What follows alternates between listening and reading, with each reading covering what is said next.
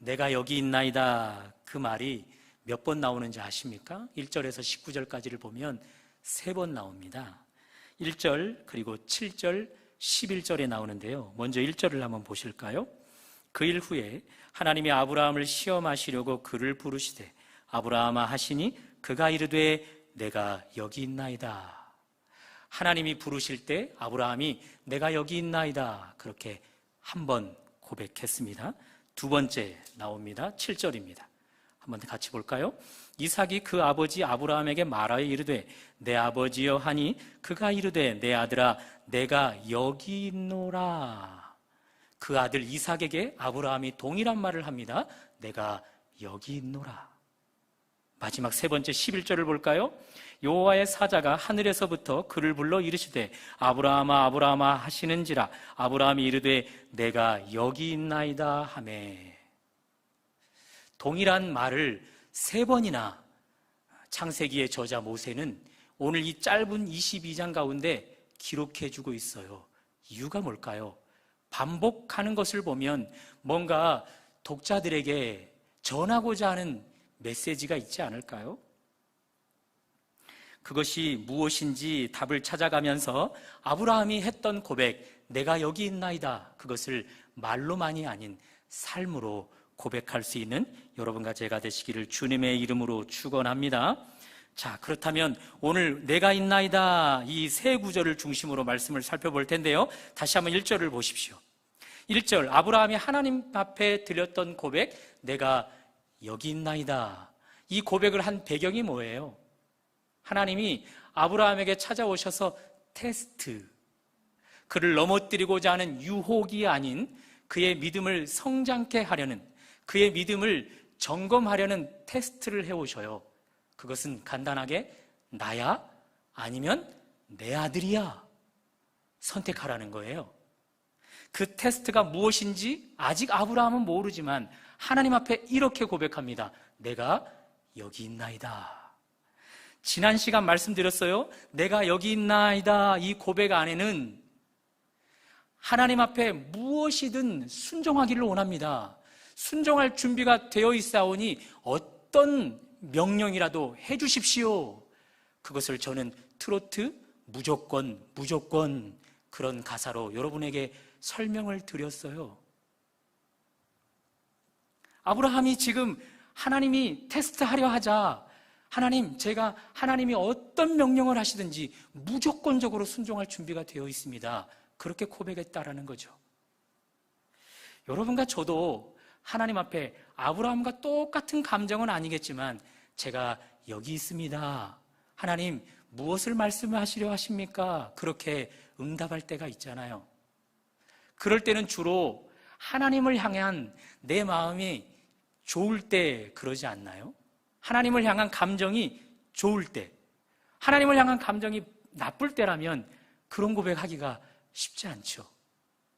제 아들이 엄마 아빠 앞에서 말로 허세를 부릴 때가 있어요. 최근 이런 말로 허세를 부려요. 아빠가 좋아하는 차가 뭐야? H사 차지. 그런 차 내가 돈 많이 벌면 얼마든지 사줄게. 말만 해. 허세죠. 또 최근 지난주인 것 같아요.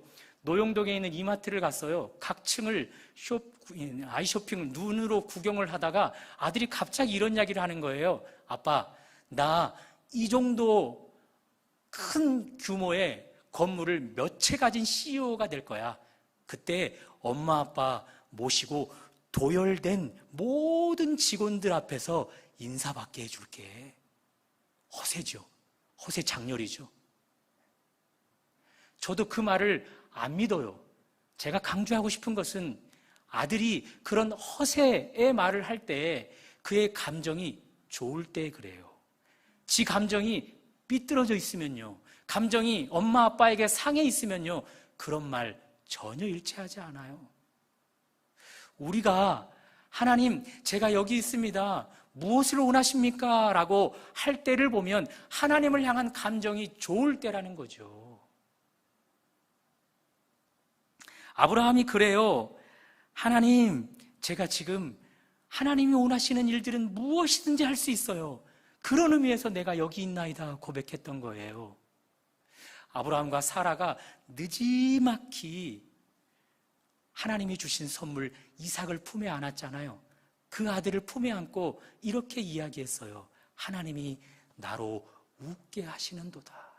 이 일을 듣는 자들이 함께 웃을 것이다. 그것이 얼마 전 일이에요. 그런 일들로 아브라함 지금 기분이 너무 좋아요. 하나님을 향한 감정이 너무 좋아요. 마침 그때 하나님이 아브라함을 찾아오셔서 오늘 본문 1절 테스트하면서 그를 부르시는 거예요. 그때 아브라함, 내가 여기 있나이다. 무조건적으로 순종할 자세가 되어 있는 제가 여기 있나이다. 그렇게 고백했다라는 거죠. 부모님께 편애를 받아보신 적이 있나요? 그런 경험이 있으신 분들은 못 견디게 힘들죠, 그렇죠? 저희 부모님이 큰형을 편애했어요. 반찬을 해도 큰형이 좋아하는 반찬을, 옷을 사줘도 큰형에게만 사주고 작은형과 저는 물려있게 했어요. 못 견디게 힘들더라고요. 성경을 조금 아시는 분들은 우리가 믿는 하나님 아버지도 종종 사람을 편애하실 때가 있는 듯해요. 그러나 그런 경우는 매우 특별한 경우일 때만 그래요. 보통은요, 대개는요, 우리 하나님 누구든지 공평하게 사랑하신답니다. 믿으십니까? 그 하나님의 공평하신 사랑을 어느 한 사람이 깨닫고 이런 찬양으로 크게 외쳐 불렀지요. 나 가진 재물 없으나, 나 가진 지식 없으나, 나 남에게 있는 건강 있지 않으나, 나 남이 없는 것 있으니, 나 남이 못 본 것을 보았고, 나 남이 듣지 못한 음성 들었고, 나 남이 받지 못한 사랑 받았고, 나 남이 모르는 것 깨달았네. 후렴 같이 해볼까요? 공평하신 하나님이 나 남이 가진 건 나 없지만 공평하신 하나님이 나 남이 없는 것 같게 하셨네. 이 찬양을 누가 지은지 아십니까? 우리가 잘 아는 대로 중증 뇌성마비에 걸린 장애인 시인 송명희 시인이잖아요. 그런 의미에서 우리 하나님은 공평하신 사랑을 베푸시는 분이시기 때문에 아브라함에게만 웃게 만드는 일을 허락해 주는 것 아니라는 거죠. 여러분과 저를 얼마든지 웃게 하실 분이라는 거죠. 아브라함에게 똑같은 방법으로, 아브라함처럼 똑같은 방법으로 여러분과 저를 웃게 하시지는 않겠지만, 우리가 남이 듣지 못하는 음성을 듣게 된다든지, 우리가 남이 갖지 못한 것을 갖게 한다든지, 그런 일들로 여러분과 저를 웃게 하실 거란 말이죠. 닫혀 있었던 재정의 문을 열어주시는 것으로, 구하고 두드리고 찾았던 것들이 활짝 응답되어지는 것들로, 우리 자녀들이 놀라운 변화를 경험하여 아버지보다 어머니보다 더 나은 신앙으로 그렇게 신앙의 계대를 이어가는 것들로, 또한 우리가 섬기고 있는 교회와 또 감당하고 있는 사역들 가운데 놀라운 부흥을 주시는 일들로 여러분과 저를 웃게 하실 때가 있을 거란 말입니다. 그러면서 동시에 우리 하나님은 우리를 웃게 하시지만 우리를 테스트하기 위해서 우리의 이름을 부르실 거예요. 아브라함아 부르셨던 것처럼. 나인가? 내가 너희에게 준 선물인가? 선택하도록 말입니다. 그때 마음은 없는 내가 여기 있나이다 그런 고백 말고, 아브라함처럼 순종이 전제되어져 있는 내가 여기 있나이다 그런 고백, 여러분과 제가 올려드릴 수 있기를 주님의 이름으로 축원합니다. 여기까지는 대체적으로 사람들이 잘하는 것 같아요. 첫 번째 살펴보았던 대로 하나님 앞에 감정이 좋을 때 내가 여기 있나이다 그런 고백은 대체적으로 성도들이 잘하는 것 같아요. 그런데 두 번째, 이 고백하는 과정에서는 갈등을 경험해요. 7절을 한번 다 같이 다시 읽어볼까요? 7절입니다. 시작. 이삭이 그 아버지 아브라함에게 말하여 이르되 내 아버지여 하니 그가 이르되 내 아들아 내가 여기 있노라. 이렇게 아브라함이 그의 아들 이삭에게 내가 있노라 라고, 내가 여기 있노라 라고 고백했어요. 이것이 나온 배경을 혹시 아시나요? 하나님이 그를 테스트하고자 그를 불렀어요. 아브라함을. 너 나야, 내가 너에게 선물로 준 내 아들이야. 둘 중에 선택하라고. 아브라함 그 선택 앞에 하나님, 저에게는 하나님 앞에 무조건이라 고백했던 것처럼 아들보다 하나님이지요 라고 순종해서 그를 하나님 앞에 번제물로 드리고자 길을 가고 있는 중이에요. 그때 그의 아들 이삭이 이런 궁금증을 가지고 아버지를 불러요. 질문을 던지려고요. 7절 하반절입니다. 7절 하반절. 불과, 거기서부터 한번 읽어볼까요? 시작. 불과 나무는 있거니와 번제할 어린 양은 어디 있나이까? 이런 궁금증을 아들 이삭이 가지면서 아버지에게 묻는 거죠. 물으려고 부르는 거예요. 불도 있네요? 나무도 있네요? 그렇다면 재물은 없는데 혹 저 아니에요? 아비의 가슴을 후려팔 만한 이런 질문을 하려고 그의 아들 이삭이 아버지를 불렀어요. 그때 아버지의 대답이에요. 우리가 읽었던 것처럼 상반절, 그가 이르되 내가 여기 있노라. 앞에서 말씀드렸어요. 내가 여기 있나이다. 이 고백 속에는 하나님을 향하여 무조건입니다. 무엇을 원하든지 제가 순종할 자세가 되어 있습니다. 이 감정이 지금 이삭을 향해서도 동일하다라는 거죠. 아들이 나를 필요로 해? 그러면 내가 너를 향해서도 무조건이야. 이해되시겠어요? 그러니 지금 아브라함은요, 하나님께도 내가 여기 있나이다. 하나님을 향하여 무조건 순종할 준비가 되어 있습니다. 아들을 향해서도 아들이 나를 위해 무슨 필요를 요청한다면 내가 무엇이든지 이루어 주리라. 그런 감정이 있단 말이에요. 정리해보면 아브라함, 하나님을 향한 사랑이 최고치예요. 아들을 향한 사랑도 최고치예요. 갈등이 있을 수밖에요.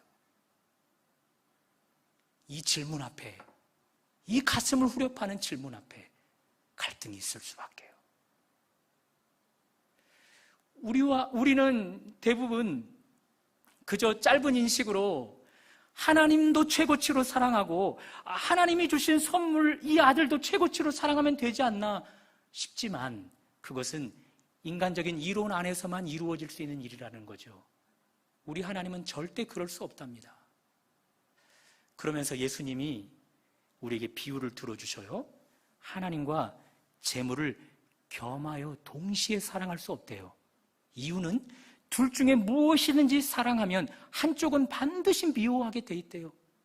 둘 중에 한쪽을 중히 여기게 되면 반드시 한쪽은 경히 여길 수밖에 없대요. 그러니 최고치의 사랑으로 하나님도 아들도 동시에 사랑할 수가 없는 거예요. 그러므로 이 아브라함 충돌, 갈등을 일으킬 수밖에 없죠. 서울에서 사시는 우리 은퇴하신 한 노근사님께서 오늘 오전에 오랜만에 저에게 전화를 걸어오셨어요. 이분은 태어날 때부터 고아, 또 병약해서 심장을 인공심장으로 이식해서 살아가는 분이에요. 그런 딸을 우리 하나님 고아로 버려두시지 않고 선택하셔서 당신이 아버지가 되어주셨어요. 그리고 교회로 인도해서 당신의 피로 하나 된 형제 자매들을 많이도 갖게 하셨어요. 병을 치료하시고 그분의 먹고 사는 일들까지 우리 하나님이 채워주셨어요. 그리고 최근 3년 전 일이에요. LH공사에서 제공하는 주택을 공짜로 당신의 명의로 받아서 살고 있고 또 기초생활수급자로 정부에서 주는 재정으로 먹고 사는 일에 지장 없이 살아가고 있어요. 그런 일들을 쭉 나열하면서 이 모든 것 하나님이 주셨지. 그러면서 너무너무나 감사하다 그렇게 고백하고 있었어요. 그런데 통화가 조금 길어지면서 이제 이 권사님이 감사의 내용을 죄송하다라는 내용으로 바꿔가기 시작해요. 단 하나도 하나님이 주시지 않은 것이 없는데, 모든 것이 하나님에게서 받아 누리는 것인데, 그것이 풍족해지다 보니 말로만 감사하고 그 감사에 보답하지 못하는 인생이 되어져 가고 있다는 거죠. 뒤통수를 한 대 맞는 것 같더라고요. 하나님이 나를 사랑하셔서 나를 웃게 하시려고 큰 선물을 주실 때 그것이 너무 좋았는데, 그것들을 하나 둘 받다 보니 그것이 제게 풍족해져요. 그러다 보니 하나님보다 하나님이 주신 것들에게 마음을 빼앗겨 버려요. 그러면서 이 권사님이 하시는 말씀이에요. 나 혼자 신앙생활을 그렇게 하는 것도 가슴이 너무 아픈데, 요즘 교회 성도들 가운데 그들이 다 나그네인데 안개처럼 쉬다가 사라져버리는 그런 짧은 인생을 살아가는 안개일 뿐인데, 하나님이 주시지 않은 것 하나도 없는데, 집도 재능도 자녀도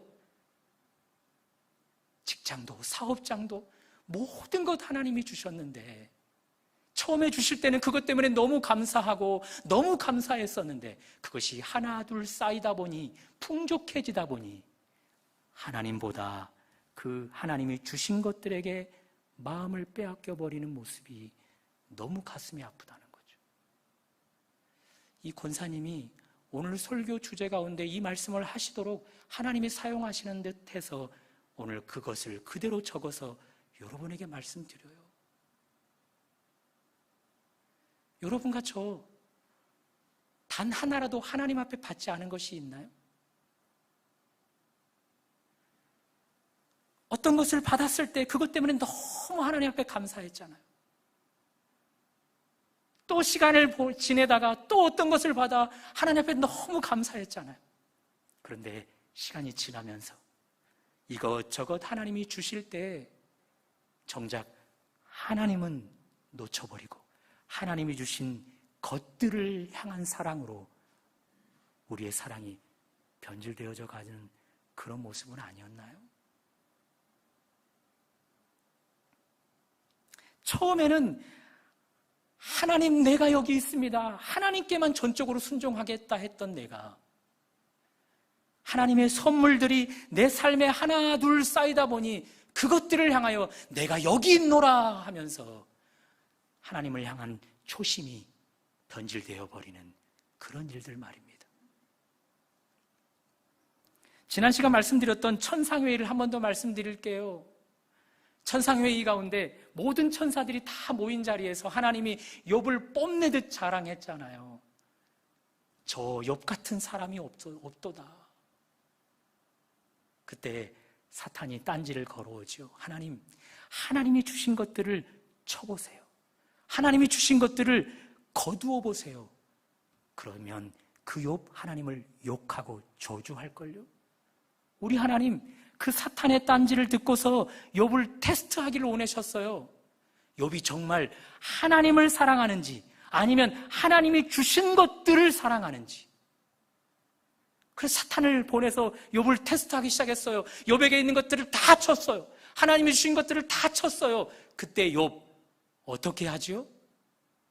내가 이 땅에 태어날 때 알몸으로 태어났다.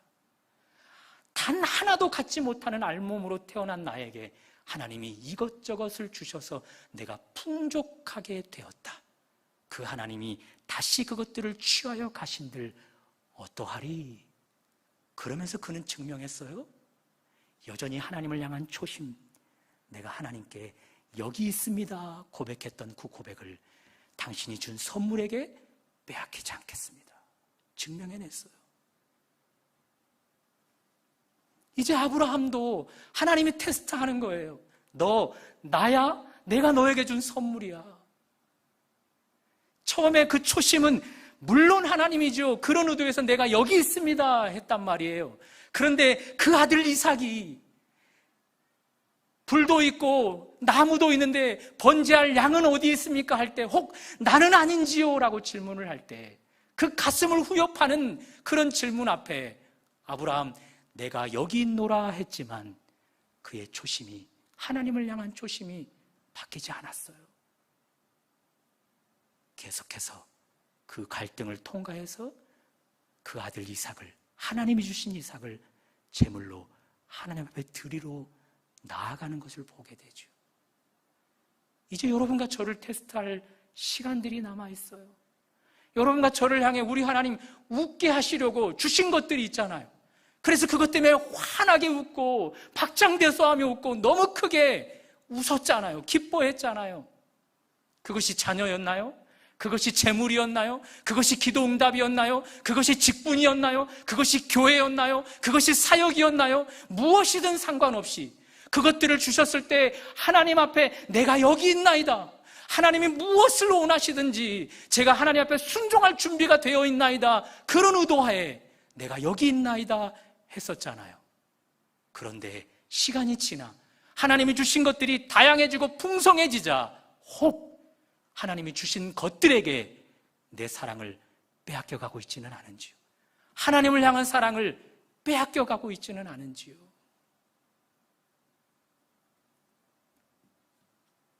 우리 하나님이 여러분과 저에게도 그것을 테스트하시면서 나야, 내가 준 선물이야, 초심, 내가 나에게 고백했던 내가 여기 있나이다, 그 고백이 진실될 수 있도록 증명해달라, 그렇게 요청하고 계시는 것이죠. 그렇게 할 수 있기를 주님의 이름으로 축원합니다. 자, 이렇게 하나님께 처음에는 우리를 웃게 하신 하나님 앞에 내가 여기 있나이다 고백하는 일은 대체적으로 잘해요. 그런데 하나님이 주신 것, 그것이 내게서 점점 커져갈 때 갈등을 일으키는 과정에서는 이 초심이 흐려져 버릴 때가 많다는 거죠. 그러나 아브라함은 흐려지지 않고 그 초심을 잘 지켰어요. 자, 세 번째 내가 여기 있나이다, 그것을 한번 볼까요? 11절 한번 다 같이 읽어봅니다. 시작. 여호와의 사자가 하늘에서부터 그를 불러 이르시되 아브라함아 아브라함아 하는지라 아브라함이 이르되 내가 여기 있나이다 하매. 이 고백을 드리게 된 배경은 다 아시잖아요. 드디어 나무 제단을 쌓았고 이삭을 그 위에 올려놓고 제가 하나님 앞에 드렸던 초심, 내가 여기 있나이다 했던 그 고백을 이 아들을 제물로 드리는 것으로 보여드립니다 해서 칼로 내려치려는 순간 우리 하나님이 아브라함을 급하게 막아서요. 그런 뒤 우리 하나님 그를 인정한 뒤 이렇게 고백합니다. 12절 중반절을 보십시오. 내가, 거기서부터 12절 중반절 한번 다 같이 읽어볼까요? 시작. 내가 내 아들 내 독자까지도 내게 아끼지 아니하였으니 내가 이자야 내가 하나님을 경외하는 줄 아노라. 저는 이 세 번째 내가 여기 있나이다 이 고백을 하나님이 받으실 수 있는 최고의 영광된 고백, 그렇게 이름을 지었어요. 이 고백은 순종한 사람만이 드릴 수 있거든요. 하나님 앞에 인정받은 사람만이 드릴 수 있거든요.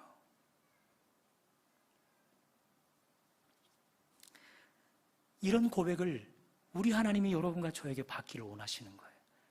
제가 서두에 말씀드렸습니다.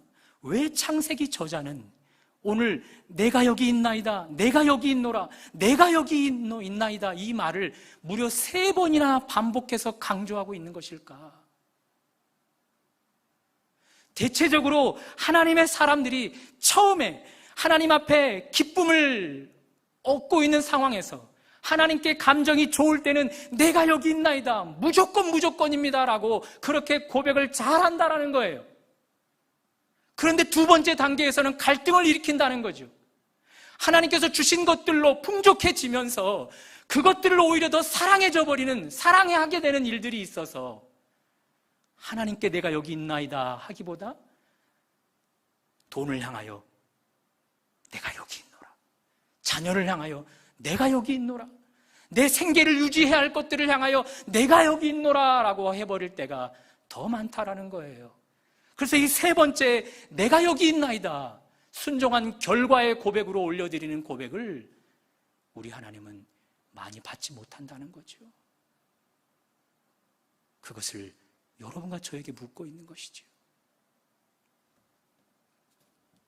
그런 뒤 이렇게 세 번째 순종의 결과로 올려드렸던 내가 여기 있나이다 이 고백을 한 아브라함에게 우리 하나님이 주시는 복이 얼마나 큰지 몰라요. 18절을 보실까요? 18절. 또 내 씨로 말미암아 천하 만민이 복을 받으리니. 여기까지. 여기 내 씨로 이야기하죠. 여기 내 씨는 이삭이에요. 자, 이삭은 아브라함 가정 안에 허락된 거잖아요. 그런데 아브라함에게 허락된 이삭으로 말미암아 아브라함 가정 안에만 복이 머물러 있지 않아요. 그 복이 천하 만민이 받아 누리는 복으로 확장되어져요. 엄청나게 말입니다. 또 하나의 복을 볼까요? 17절 하반절입니다. 제가 읽어드립니다. 내 씨가 내 대적의 성문을 차지하리라. 여기 내 씨는 또 역시 이삭이에요. 좁은 식견에서 보면 이삭으로 말미암아 아브라함을 대적하던 그들의 성문을 빼앗게 된다라는 거죠. 그렇죠? 아브라함이 하나님으로부터 받은 이삭으로 말미암아 아브라함 가정을 공격하던 대적들을 이기게 된다라는 거예요. 그렇죠? 조금 더 넓은 식견으로 보면요, 가나안 땅에 아브라함을 대대적으로 공격하는 자들이 많았잖아요. 그 가나안 땅 전부를 아브라함 가정이 차지할 수 있게 된다라는 거죠.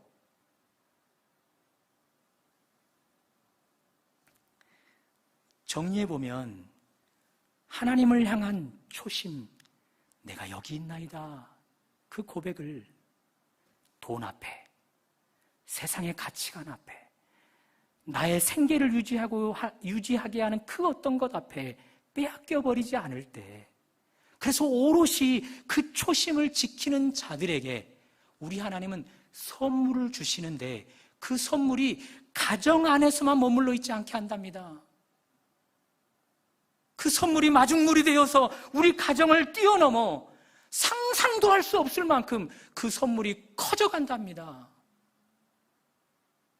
그 선물로 우리 가정 안에만 어려움이 없는 것이 아니라 그 선물로 말미암아 교회 공동체 전체 가운데 어려움을 없게 하겠답니다.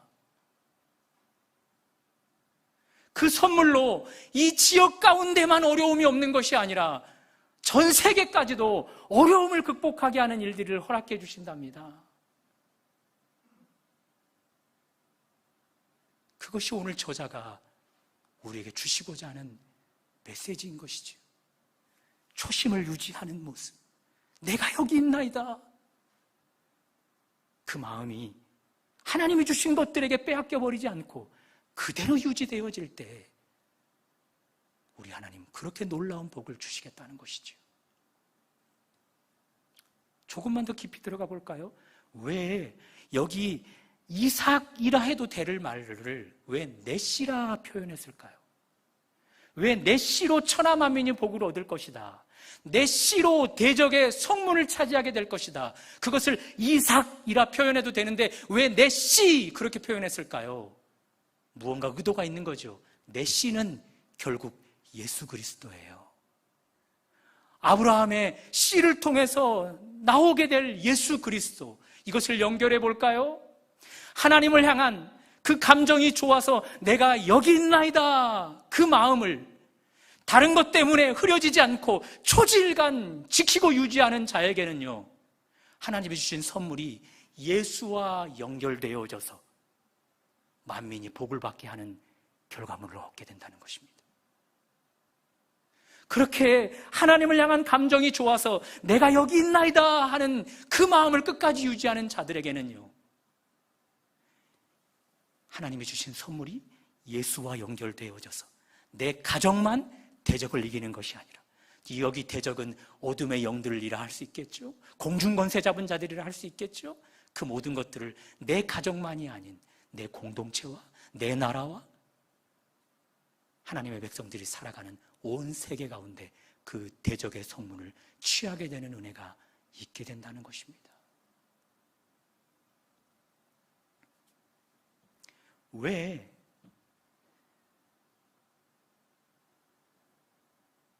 주인집에 금그릇도 있고 은그릇도 있고 나무 그릇도 있고 질그릇도 있는데 어떤 그릇은 천히 쓰이고 어떤 그릇은 귀히 쓰일까요? 그 이유를 디모데전서가 이야기해 주잖아요. 그릇 스스로가 주인 쓰시기에 자신을 깨끗하게 하면 나무 그릇이라 할지라도 귀히 쓰이게 된다고. 쉽게 쪼개져 버릴 질그릇이라도 귀히 쓰시게 된다고. 금그릇, 은그릇이라 할지라도 스스로를 깨끗이 하지 않으면 얼마든지 천하게 쓰일 수밖에 없다고. 우리에게 우리 하나님 왜 더 많은 재정을 허락해 주지 않으려고 하는 걸까요?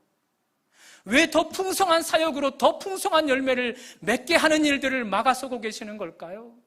왜 교회의 부흥과 사역의 현장 속에서 놀라운 열매가 제한되어지는 걸까요? 혹 하나님 앞에 처음에는 내가 여기 있나이다, 무엇을 원하시든지 다 할 수 있겠습니다 했던 그 고백이 하나님이 주신 작은 것들에게, 그 선물에게 마음을 빼앗겨버려 그것들을 향해 내가 여기 있노라 하고 있기 때문은 아니겠습니까? 우리 하나님이 오늘 저자 모세를 통해 여러분과 저에게 촉구하십니다. 내가 너희를 얼마든지 웃게 할 거야. 더 많은 일들로 웃게 할 거야. 내가 여러 가지 것들을 너에게 주면서 너희를 웃게 할 거야. 그거 받아 누리되 동시에 너희들은 내게 테스트 받아야 돼. 내가 여기 있나이다 했던 그 초심을 잃지 않고서 내가 준 선물인지 아니면 나를 더 사랑할 것인지 선택해야 해. 이 선택 가운데 아브라함처럼 반응하는 자들이라면 내가 준 선물로 그 가정을 넘어 천하 만민이 복을 받게 할 거야. 내가 준 선물로 대적의 문을 취하되 온 열방이 그 대적의 문을 취하게 되는 열매를 줄 거야. 이건 내가 준비하고 있어. 이렇게 말씀하신 하나님 앞에 말로만이 아닌 순종을 전제로 한 내가 여기 있나이다, 그 고백 들으시는 여러분과 제가 되시기를 주님의 이름으로 축원합니다.